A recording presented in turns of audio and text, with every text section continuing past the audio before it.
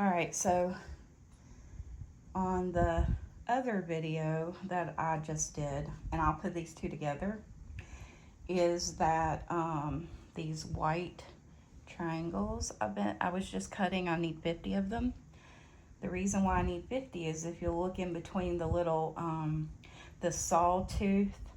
I don't know if like your grandpa or your dad or your brother or uncle or whatever does woodworking, but on a skill saw or a table saw, you know, your saw has blades. And so that's basically, there are blades that come out of this sawtooth. And so anywhere you see the saw blade point out, on the outer upper corners, yeah, on the outer corners are squares. Those are 4.5 squares. I have to cut those in white. But the in between the saw blades are two triangles that will form a larger triangle, and it fills in between. Okay, so once I get 2, 4, well, right now I've got 5, 6, 7, 8, 9. I need 36 4.5 inch white squares, and then that will be what I need for the blue sawtooth. This will be a 60 by 60. This will be a twin, a girl twin.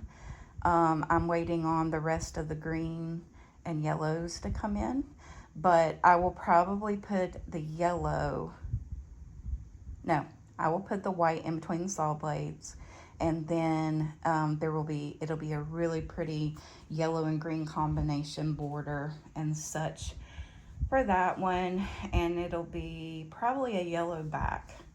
And then of course my brand new niece was born in the middle of the night last night, and this is the beginning of her patchwork. So anyway, that's why my project table is not going to be 100% clear at any time, because I'm working on these three that are on that wall. A pinks patchwork I'm finishing up. Well, it's a patchwork, but it's done in a 9-block. So I've got this one I'm finishing up. I've got the red, white, and blue that I'm finishing up. It's a lap quilt. I've got the hourglass lap quilt that just needs the binding, hopefully tomorrow. And I've got the king size I'm working on. And I've got a big 60 by 60 Christmas one. It's one of 5 of those that I'll be working on. And then I've got 3 little girl strawberry 60 by 60s. One's for my daughter, one's for my niece, and the other one I'm not really sure yet.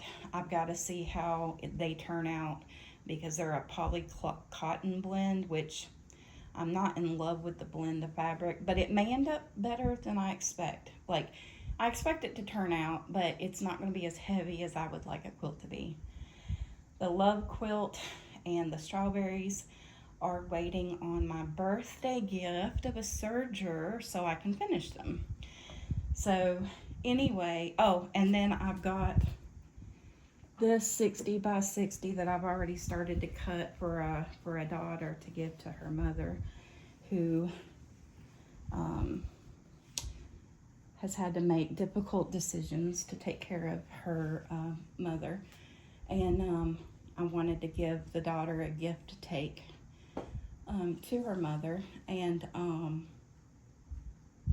anyway, so, and I've got several newborns, like NICU size, that are just waiting for batting and backing. So anyway, a lot going on, and you wouldn't think that I really honestly only sew an hour,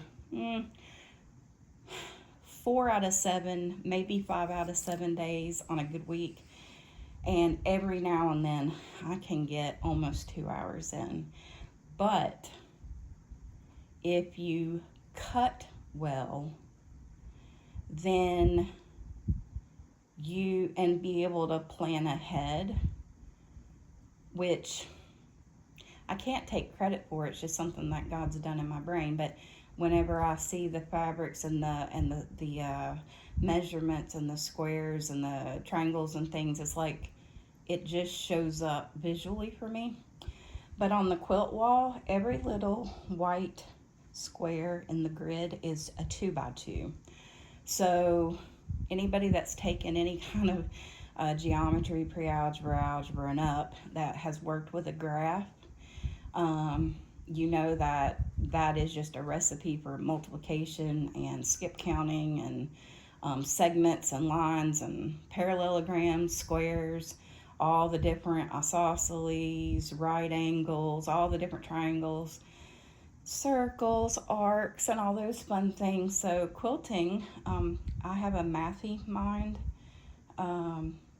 Not that I'm perfect, but I do. Numbers are a thing, and so is visual pictures.